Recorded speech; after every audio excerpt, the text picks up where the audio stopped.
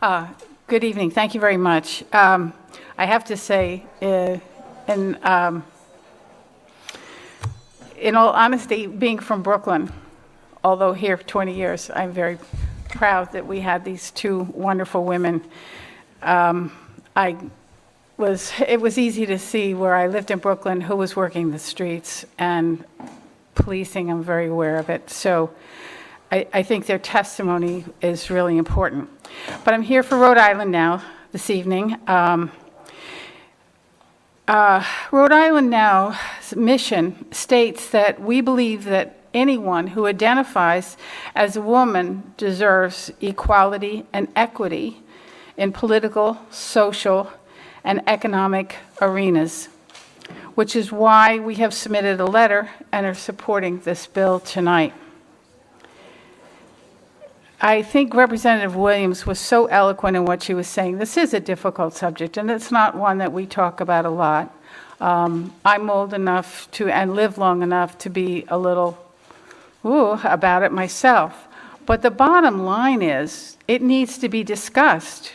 We have people at the highest levels in our society don't have any problem availing themselves of certain services, and they don't seem to suffer any consequence, but the person who is offered the services does. That's just wrong.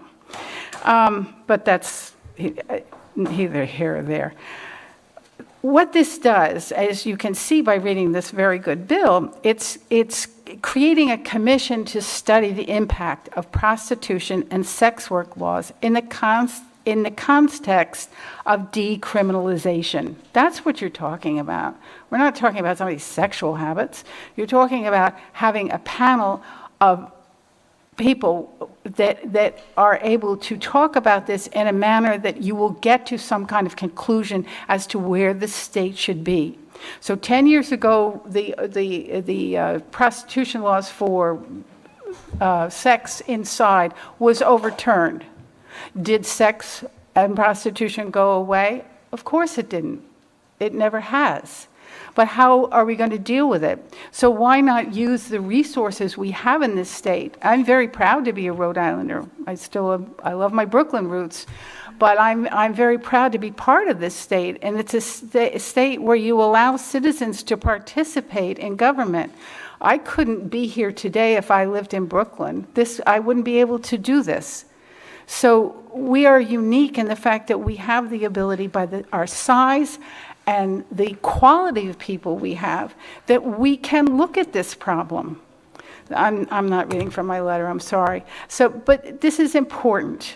This is democracy at work. You're not going to make sex go away.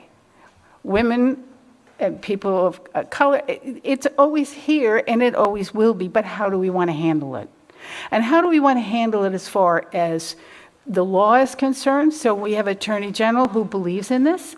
How are we going to handle it when we have healthcare people who understand what's going on? How are we going to handle it when we have women who are brave enough as sex workers to come forward and talk to you about it? So how, in good conscience, can we as citizens turn away from this and say, no, it's too difficult? It's way too difficult to ignore it. So I thank you for your time. There are many more qualified people to talk about this, but it's an important issue, and I have great faith in this committee. I've testified before this committee for about 5 years. We don't always agree on everything, but I think you will find your way clear to do this. It's a very easy thing to do. It's not difficult, and its rewards for the citizens of this state are big. And if we did something like this, we would be known for it nationally, and there's no reason not to be known nationally because we are a strong and good state. Thank you very much.